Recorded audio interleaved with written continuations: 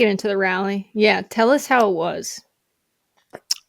It was pretty surreal. And I think the crazy thing about it is you could see um, the significance of it through talking to both Bernie and AOC. So this was just to get the facts down. It was the largest political rally that Bernie Sanders has ever held. The largest rally in Denver besides Obama '08, and this was not even an election year. Half of the 34,000 people that showed up to this rally were not on Bernie's list. They were new people.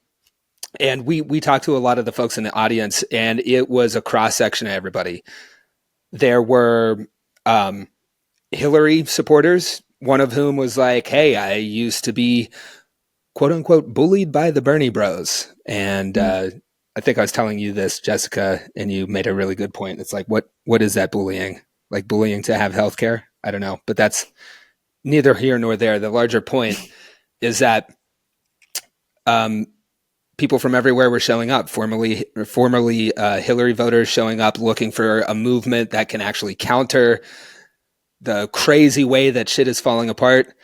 Exhibit A, the group chat about bombing Yemen, right? Like, what kind of movement is going to get us out of that?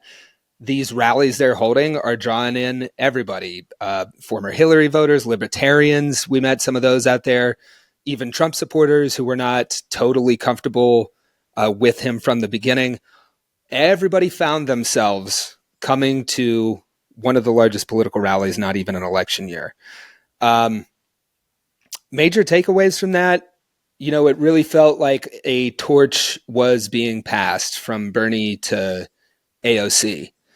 Obviously, Bernie is not going to be running for president. He's said that a couple times.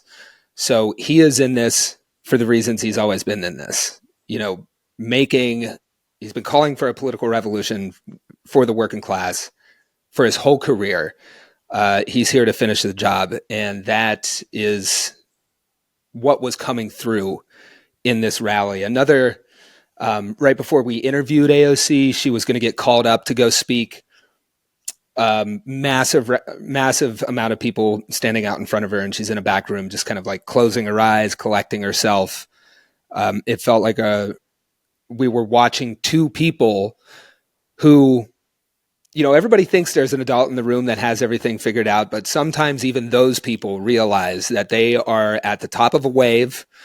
They are unleashing some energy that is not going to go backward. It's got to go somewhere.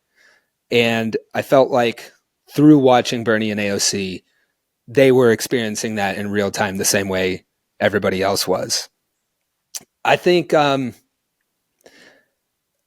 this was a shift, nerd term here, the Overton window, right? What is like politically acceptable to talk about? I think we're seeing that shift in real time to where ideas that were once fringe, Medicare for all, free public college, all this, climate action, jobs guarantees, all of this, that is becoming mainstreamed through Bernie and AOC having such large rallies, bringing in everybody who's like agreeing on one thing here. And there's been some talk on the internet. Jessica, maybe jump in here with comments you have, but I've seen a lot of people saying, "Oh, don't trust this. This is going to be a sellout thing. We can't trust anybody who's anywhere close to the Democrats." And while I hear that, I think what's more accurate is that, AOC and Bernie, they're becoming more mainstream, and that's going to open up their left side for completely new candidates to come in here and have what they're talking about be acceptable. I don't know. Have you seen that happening on the internet?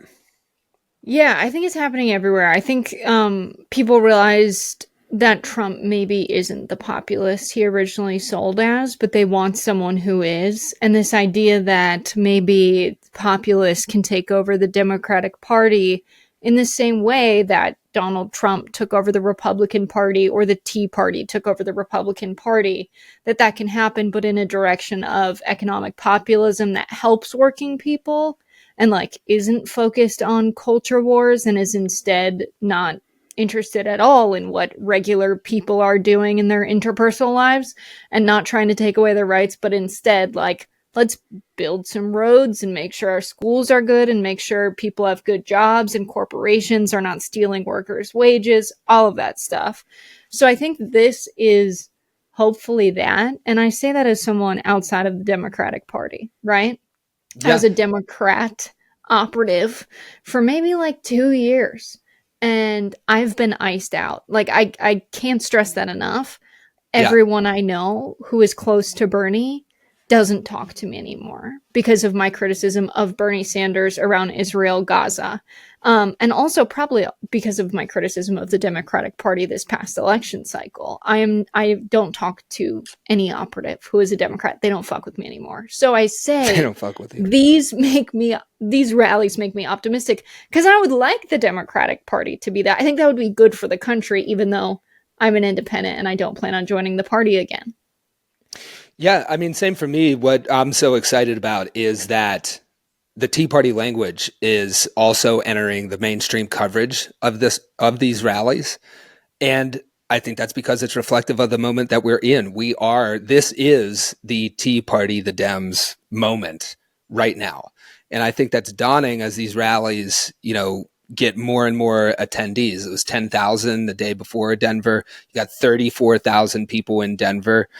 And, um, they're the only game in town that's drawing those kind of numbers and keeping it laser focused on the priorities and the real lives of working class people. So that, to me, that says politics is always messy, right? It's not going to be perfect, but like in a world that has so little to work with, like, please give us something.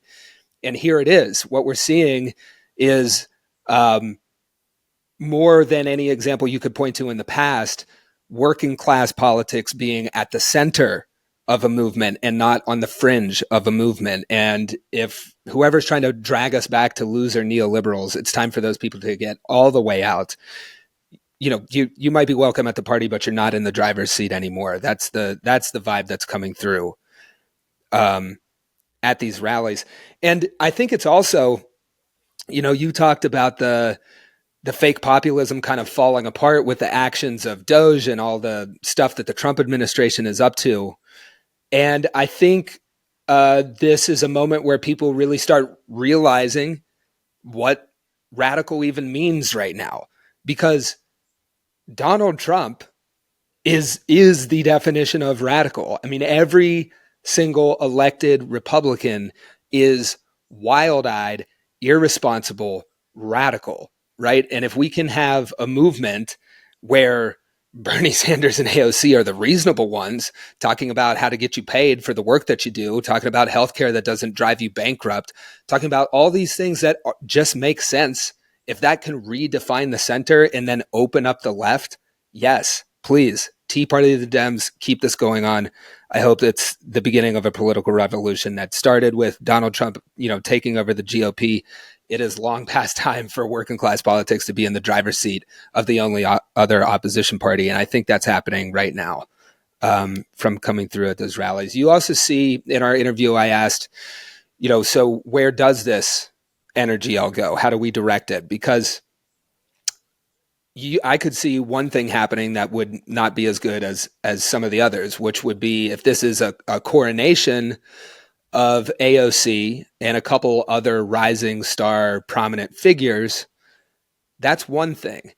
But if AOC and Bernie are using the energy at these rallies, they're using their platforms to turn this into a traveling roadshow, Tea Party style, that is putting out the call to a brand new generation of working class candidates who are going to absolutely brawl and give America the real populism that it evidently wants, right? But actually deliver on that. That would be much different than just a coronation or a passing of the torch to one or a handful of rising stars. And it did feel like there's potential for that. You see Bernie Sanders in the New York Times talking about you can run as an independent. You don't have to be loyal to the party that's not loyal to you, right? You can run however it makes sense. So I think they're they both realize that this toothpaste is not going back in the tube, that they are in a position to direct this energy. I think they're testing the bounds and norms around what that is. And to me, at least, watching this all unfold, it feels like a moment that has real potential, especially when compared to any of the other alternatives.